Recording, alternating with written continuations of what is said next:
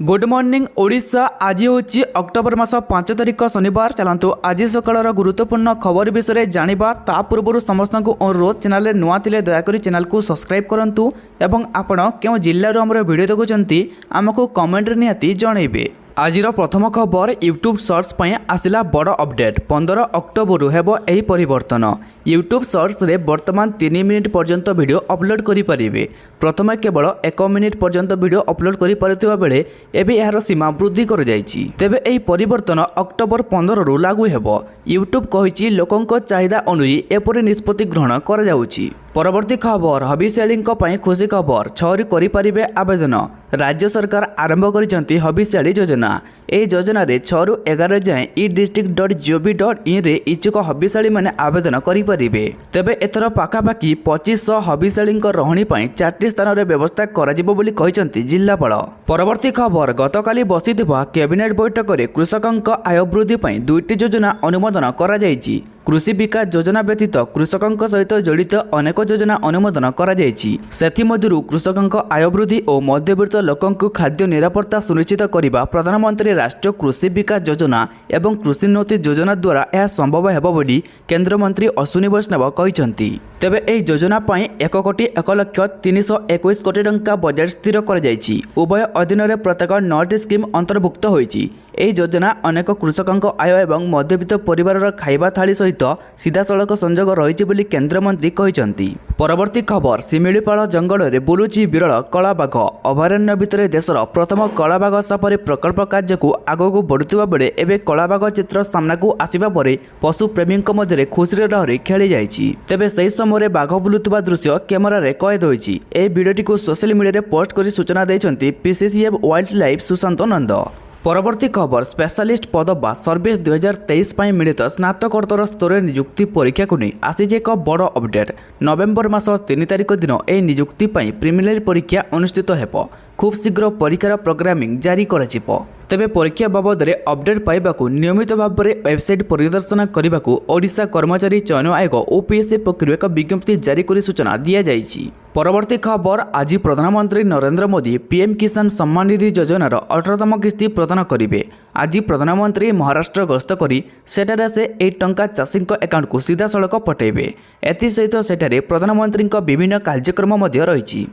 कृषकों को सशक्त करने प्रधानमंत्री प्राय 9.4 कोटी कृषकों को पाखापाखि 20,000 कोटी टंकार पीएम किसान सम्मान निधि योजनार 18तम किस्ती प्रदान करेंगे। परवर्ती खबर आसंता अक्टोबर 9 तारिख में द्वितीय पर्यायर सुभद्रा योजनार प्रथम किस्ती टंका देवे सरकार। तेबे अक्टोबर 7 तारिख सुधा जो महिला हिताधिकारी माने योग्य भाव में विवेचित होइतिबे सेमानकु द्वितीय पर्यायर प्रथम किस्ती टंका प्रदान करिजिबो बोली कहिसंती मुख्यमंत्री प्रभाती परिडा। तेबे यह बारिपदारे एक कार्यक्रम जरिए एही टंका प्रदान कराजिबो। तेबे ए पर्यायर प्राय 40 लाख रु अधिक महिला अकाउंट को सुभद्रा टंका पठाजिबा नै आशा करा जाउछि।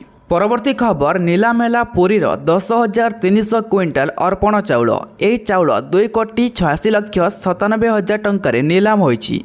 नीलाम रे मिलितबा टंका को श्रीमंदिर पांटी रे जमा कराजिबो। एनै पुरी जिल्लापाल सिद्धार्थ शंकर स्वाई सूचना देइछंती। परवर्ती खबर गणशिक्षा विभागर आउ एक निष्पत्ति। प्राथमिक और उच्च प्राथमिक स्कूल पिलांकर यूनिफॉर्म रंग बदलिबो। किछि दिन पूर्व सरकार समस्त सरकारी और सरकारी अनुदान प्राप्त स्कूल छात्र छात्री नुआ बादामी रंगर यूनिफॉर्म परिधान करिबे बोली कहिथिले। तेबे आगको आवश्यक पड़िले प्राथमिक और उच्च प्राथमिक स्कूल पिलामानकर यूनिफॉर्म रंग परिवर्तन कराजिबो बोली गणशिक्षा मंत्री नित्यानंद गंड कहिसंती। तेबे केवल यूनिफॉर्म नुहे स्कूल कोठार रंग मध्य बदलाइबाकू योजना करा जाउतबा जणा पड़िछि। परवर्ती खबर 5,000 नुहे महिलांक खाता को आसिबो 50,000 टंका। सरकारक बड़ घोषणा। केंद्र सरकार महिलांक पई बहु कल्याणकारी योजना आरंभ करिसंती। यह अधीन रे केंद्र सरकार महिला सशक्तिकरण लक्ष्य रे आउ एक योजना आरंभ करिसंती। तेबे 2 वर्ष पूर्व केंद्र सरकार प्रधानमंत्री अनुसूचित जाति अभ्युदय योजना बा पीएम अजय योजना कार्यकारी करथिले। यह प्रधानमंत्री अजय योजना भाव में जनाशुना पछुआ श्रेणीर महिला मानक साहाय्य करने लक्ष्य रे ए योजना 2021-22 वर्ष में कार्यकारी करा जायछि। यह माध्यम रे महिला को 50,000 टंकार देवार योजना रही। ए टंका सब्सिडी आकार दि जाउछि। एथिरे 50% पर्यंत सब्सिडी दि जाउछि। यार अर्थ जदि आपण 1 लाख टंका पर्यंत ऋण पाती तेबे आपणको केवल 50,000 टंका देबाकू पड़िबो। आउ बड़का सब्सिडी भाव में प्रदान करा जाए। अवशिष्ट 50,000 टंका उपरे कौनसी सुध नहीं।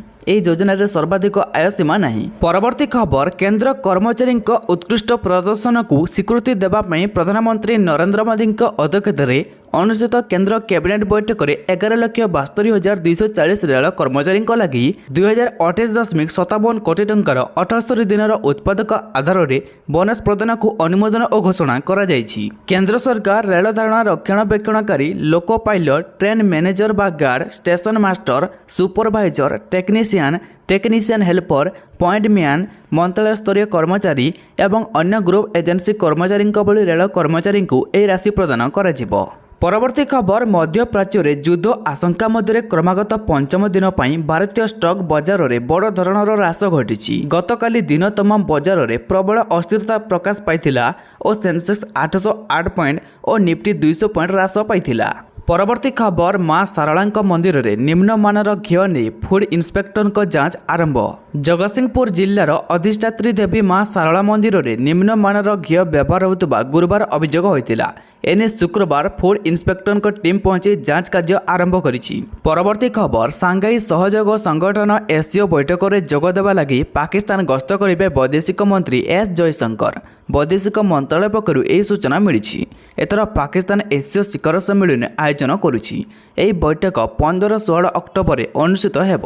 ପରବର୍ତ୍ତୀ ଖବର, ଅବସରପ୍ରାପ୍ତ ଅଗ୍ନିବୀରଙ୍କ ନିଯୁକ୍ତି ନେଇ ରାଜ୍ୟ ସରକାରଙ୍କ ପକ୍ଷରୁ ବିଜ୍ଞପ୍ତି ପ୍ରକାଶ ପାଇଛି। ୟୁନିଫର୍ମ ସେବାରେ ସଂରକ୍ଷଣ ଓ ବୟସ ସୀମାରେ କୋହଳ ସମ୍ପର୍କିତ ବିଜ୍ଞପ୍ତି ପ୍ରକାଶ ପାଇଛି। ବିଜ୍ଞପ୍ତି ଅନୁସାରେ ଅଗ୍ନିବୀରଙ୍କ ପାଇଁ ୟୁନିଫର୍ମ ସେବାରେ 10% ସଂରକ୍ଷଣ ରହିବ। ଗ ଏବଂ ଘ ବର୍ଗରେ ନିର୍ଦ୍ଧାରିତ ସମୟ ସୀମା 3 ବର୍ଷ କୋହଳ ହେବ। ଅବସରପ୍ରାପ୍ତ ଅଗ୍ନିବୀରଙ୍କୁ ଶାରୀରିକ ଦକ୍ଷତା ପରୀକ୍ଷାରେ ଅବ୍ୟାହତି ମିଳିବ। ପରବର୍ତ୍ତୀ ଖବର, ମୋଦିଙ୍କ ଉଚ୍ଚସ୍ତରୀୟ ସୁରକ୍ଷା ବୈଠକ। ମଧ୍ୟପ୍ରାଚ୍ୟ ସ୍ଥିତିକୁ ନେଇ ପ୍ରଧାନମନ୍ତ୍ରୀ ନରେନ୍ଦ୍ର ମୋଦିଙ୍କ ଅଧ୍ୟକ୍ଷତାରେ ଉଚ୍ଚସ୍ତରୀୟ ସୁରକ୍ଷା ବୈଠକ ଅନୁଷ୍ଠିତ ହୋଇଯାଇଛି।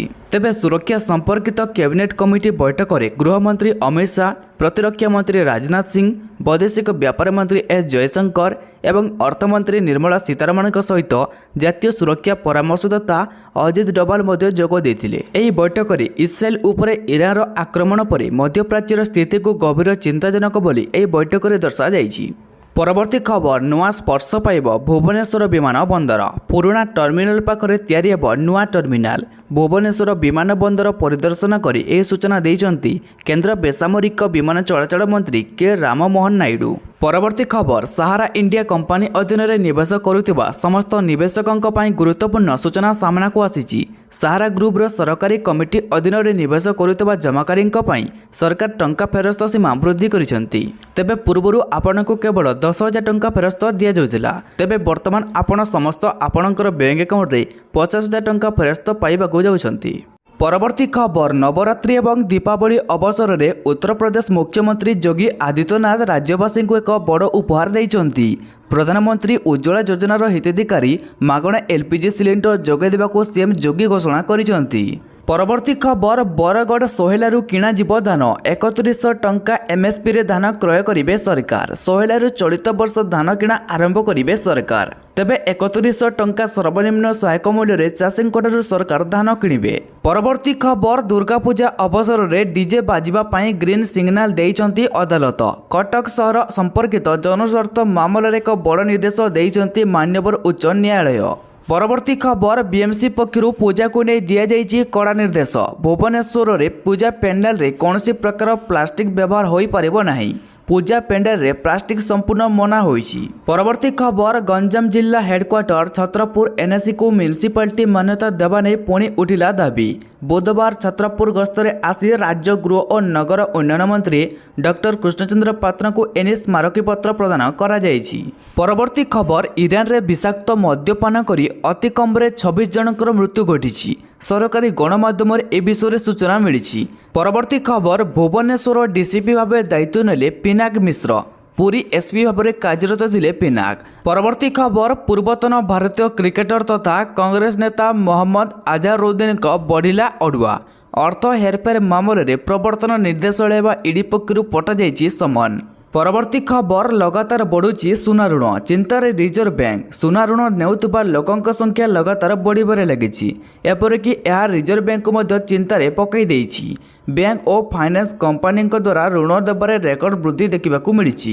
ତେବେ ଆର୍ଥିକ ବର୍ଷରେ 2024-25ର ପ୍ରଥମ ତ୍ରୈମାସିକ ସୁନା ଋଣ ମଞ୍ଜୁରୀ 27% ଓ ମାର୍ଚ୍ଚ ତ୍ରୈମାସିକରେ 32% ବୃଦ୍ଧି ହୋଇଛି। ପରବର୍ତ୍ତୀ ଖବର ପାଣିପାଗ ବୈଜ୍ଞାନିକଙ୍କ ଅନୁମାନ ଓ ଗଣନା ଅନୁସାରେ ଏଥର ଅକ୍ଟୋବରରେ ପୁରା ଦେଶରେ ହାରାହାରି ଅଧିକରୁ ଅଧିକ ବର୍ଷା ଓ ଅଧିକ ଗରମ ହେବ।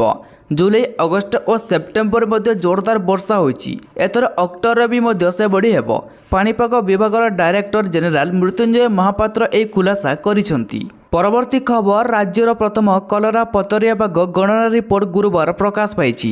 ଓଡ଼ିଶାରେ 696ଟି କଲରା ପତରିଆ ବାଘ ଥିବା ରିପୋର୍ଟରୁ ଜଣାପଡ଼ିଛି। ଟ୍ରାପ୍ କ୍ୟାମେରା ଦ୍ୱାରା ବାଘ ଗଣନା କରାଯାଇଛି। ପରବର୍ତ୍ତୀ ଖବର ଭାରତରେ ଗୁଗୁଲ ଫର୍ ଇଣ୍ଡିଆ କାର୍ଯ୍ୟକ୍ରମ ଗୁରୁବାର ଆୟୋଜିତ ହୋଇଥିଲା। ଏହି ଅବସରରେ ଗୁଗୁଲ ଏକ ଗୁରୁତ୍ୱପୂର୍ଣ୍ଣ ଘୋଷଣା କରିଛି। ଗୁଗୁଲ ଏବେ ଜେମିନି ଲାଇଭ୍ ହିନ୍ଦୀ ଭାଷାରେ ସପୋର୍ଟ କରିବ ବୋଲି ଘୋଷଣା କରାଯାଇଛି। ଏହା ପୂର୍ବରୁ ଜେମିନି ଲାଇଭ୍ ଇଂରାଜୀ ସହିତ 8ଟି ଭାଷାକୁ ସପୋର୍ଟ କରୁଥିଲା। ତେବେ ଏହି ନୂତନ ସପୋର୍ଟ ସହିତ ଭାରତୀୟ ୟୁଜରମାନେ ବର୍ତ୍ତମାନ ପ୍ରଶ୍ନ ପଚାରି ପାରିବେ ଏବଂ ହିନ୍ଦୀରେ ପରାମର୍ଶ ପାଇପାରିବେ।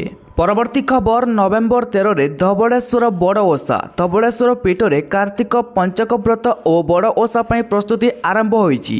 ଅକ୍ଟୋବର 18ରୁ ନଭେମ୍ବର 15 ଯାଏଁ ଧବଳେଶ୍ୱର ପୀଠରେ କାର୍ତ୍ତିକ ବ୍ରତ ପାଳନ ହେବ। ସେହିପରି 12 ନଭେମ୍ବରରୁ 15 ଯାଏଁ 4 ଦିନ ଧରି ପଞ୍ଚକ ବ୍ରତ ପାଳନ କରାଯିବ। 13ରେ ବଡ଼ ଓଷା ବଡ଼ସିଂହାର ବେଶ ଦର୍ଶନ ଦେବେ ବାବା ଧବଳେଶ୍ୱର। 13 ରାତିରେ ଧବଳେଶ୍ୱରଙ୍କର ପାଖେ ଲାଗି ହେବ ଗଜଭୋଗ ଓ ତୋରଣ। 14 ତାରିଖରେ ଭୋରୁ ଶ୍ରଦ୍ଧାଳୁଙ୍କ ପାଇଁ ଗଜଭୋଗ ବିତରଣ କରାଯିବ। 15 ନଭେମ୍ବର କାର୍ତ୍ତିକ ବ୍ରତ ଶେଷ ସହ ବୋଇତ ଭସାଣି ହେବ। ପରବର୍ତ୍ତୀ ଖବର ସେୟାର ମାର୍କେଟରେ ହାହାକାର ଚଳିତ ବର୍ଷର ଚତୁର୍ଥ ବଡ଼ ହ୍ରାସ। ଅକ୍ଟୋବର 3ରେ 1779 ପଏଣ୍ଟ ଖସିଲା ସେନ୍ସେକ୍ସ। ତେବେ ମଧ୍ୟପ୍ରାଚ୍ୟରେ ବୋମା ବର୍ଷା ଜାରି ରହିଥିବା ବେଳେ ଉତ୍ତାପରେ ତରଳିଗଲା ଭାରତୀୟ ସେୟାର ମାର୍କେଟ।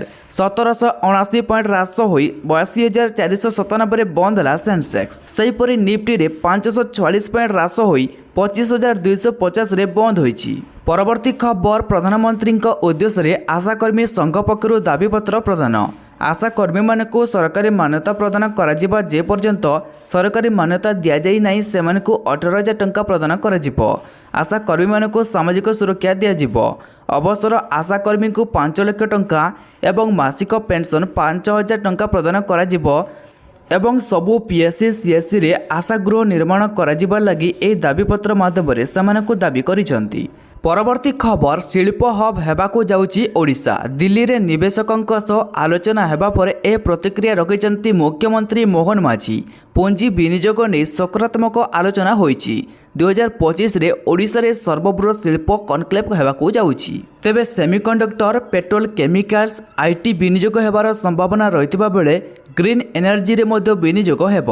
ପରବର୍ତ୍ତୀ ଖବର ଇସ୍ରାଏଲ ସେନାକୁ ମିଳିଛି ଆଉ ଏକ ବଡ଼ ସଫଳତା। ଗୁରୁବାର ସେନା ଘୋଷଣା କରିଛି ଯେ 3 ମାସ ପୂର୍ବେ କରାଯାଇଥିବା ଏକ ଏୟାର ଷ୍ଟ୍ରାଇକ୍ ହମାସ ସରକାରର ମୁଖ୍ୟ ରାଇମ୍ ମୁସ୍ତାଫା ଓ 2 ଜଣ ବରିଷ୍ଠ ଅଧିକାରୀଙ୍କର ମୃତ୍ୟୁ ହୋଇଛି।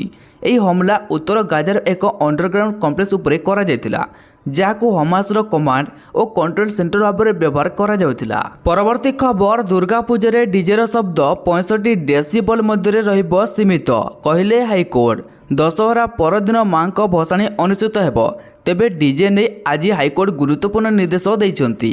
ହାଇକୋର୍ଟ କହିଛନ୍ତି ଯେ ଭସାଣି ବେଳେ ଡିଜେର ଶବ୍ଦ ସୀମା ଟପିବ ନାହିଁ, ଅର୍ଥାତ୍ ଡିଜେର ଶବ୍ଦ 65 ଡେସିବଲ ମଧ୍ୟରେ ସୀମିତ ରହିବ। ପରବର୍ତ୍ତୀ ଖବର ଆଦାନୀ ଗ୍ରୁପ ସହିତ ଜଡ଼ିତ ଏକ ବଡ଼ ଡ୍ରିଲ୍ ଖବର ସାମ୍ନାକୁ ଆସିଛି। ଆଦାନୀ ଗ୍ରୁପ ପ୍ରସିଦ୍ଧ ଟେକ୍ କମ୍ପାନୀ ଗୁଗୁଲ ସହିତ ଡିଲ୍ କରିଛି। ତେବେ ଏହି ଚୁକ୍ତି ମାଧ୍ୟମରେ ଆଦାନୀ ଗ୍ରୁପ ଗୁଜରାଟର ଖାୱାଡ଼ର ବିଶ୍ୱ ସବୁଠାରୁ ବଡ଼ ରିନ୍ୟୁଏବଲ୍ ଏନର୍ଜି ପ୍ଲାଣ୍ଟରେ ଥିବା ନୂଆ ସୋଲାର ୱିଣ୍ଡ ହାଇବ୍ରିଡ୍ ପ୍ରକଳ୍ପରୁ କ୍ଲିନ୍ ଏନର୍ଜି ସପ୍ଲାଏ କରିବ ବୋଲି ସୂଚନା ମିଳିଛି। ପରବର୍ତ୍ତୀ ଖବର ଦକ୍ଷିଣ ତାଇୱାନର ଏକ ଡାକ୍ତରଖାନାରେ ଗୁରୁବାର ସକାଳେ ଏକ ବଡ଼ ଧରଣର ଅଗ୍ନିକାଣ୍ଡ ଘଟିଯାଇଛି। ଏଥିରେ ଅତି କମ୍ରେ 8 ଜଣଙ୍କର ମୃତ୍ୟୁ ହୋଇଛି। ତେବେ କ୍ରାଥନ ଝଡ଼ ଯୋଗୁଁ ଅବସ୍ଥା ବିଗିଡ଼ି ଯାଇଥିବା ପିଙ୍ଗଟାଙ୍ଗ ପ୍ରଦେଶର ଏକ ଡାକ୍ତରଖାନାରେ ଏହି ଅଗ୍ନିକାଣ୍ଡ ଘଟିଛି। କୁହାଯାଉଛି ଯେ ଅଗ୍ନିକାଣ୍ଡ ଯୋଗୁଁ ଏଠାରେ ଧୂଆଁ ବ୍ୟାପି ଯାଇଥିଲା ଏବଂ ଶ୍ୱାସରୁଦ୍ଧ ହୋଇ 8 ଜଣ ପ୍ରାଣ ହରାଇଛନ୍ତି। ପରବର୍ତ୍ତୀ ଖବର ମୁଖ୍ୟମନ୍ତ୍ରୀ ପଦରୁ ଇସ୍ତଫା ଦେଇସାରିଛନ୍ତି ଅରବିନ୍ଦ କେଜରିୱାଲ। ଏନେଇ ଆଜି ମୁଖ୍ୟମନ୍ତ୍ରୀ ନିବାସ ଖାଲି କରିବେ କେଜରିୱାଲ। ମୁଖ୍ୟମନ୍ତ୍ରୀ ନିବାସ ଛାଡ଼ିବା ପରେ ସେ ଦିଲ୍ଲୀର ପୂର୍ବତନ ମୁଖ୍ୟମନ୍ତ୍ରୀ ତଥା ଆପ୍ ସାଂସଦ ଅଶୋକ ମିର୍ତ୍ତଲଙ୍କ ଘରେ ରହିବା ନେଇ ସୂଚନା ରହିଛି। ପରବର୍ତ୍ତୀ ଖବର ମନ୍ତ୍ରୀଙ୍କ ବାସଭବନ ଆଗରେ ଆର୍ଆଇ ଆଶାୟୀଙ୍କ ଭିଡ଼। ଅନଲାଇନ୍ ବଦଳରେ ଅଫଲାଇନ୍ ପରୀକ୍ଷା କରାଇବାକୁ ଦାବି। ପରୀକ୍ଷାରେ ଅନିୟମିତତା ଏହା ସହ ଅନଲାଇନ୍ ପରୀକ୍ଷାକୁ ବିରୋଧ କରି ଘେରାଉ କରୁଛନ୍ତି। ପରୀକ୍ଷା ଅନଲାଇନ୍ ବଦଳରେ ଅଫଲାଇନ୍ କରିବାକୁ ଦାବି ଜଣାଉଛନ୍ତି। ଉଚ୍ଚଶିକ୍ଷା ମନ୍ତ୍ରୀଙ୍କ ଦ୍ୱାରା ନିଜର ଦାବି ପହଞ୍ଚାଇବାକୁ ଦାବି କରିଛନ୍ତି ଆଶାୟୀ। ପରବର୍ତ୍ତୀ ଖବର ଏକ୍ସ ୟୁଜରକୁ ବଡ଼ ଝଟକା, ଏବେ ମିଳିବନି ଏହିସବୁ ସୁବିଧା। ଏଲନ୍ ମସ୍କ କଲେ ବଡ଼ ଘୋଷଣା। Elon Musk social media platform X ୟୁଜରଙ୍କୁ ନିଜର ପୋଷ୍ଟରେ ଅଧିକ ବୋଲ୍ଡ ଫଣ୍ଟର ବ୍ୟବହାର କରିବାଠାରୁ ଦୂରେଇ ରଖିବାକୁ କହିଛନ୍ତି।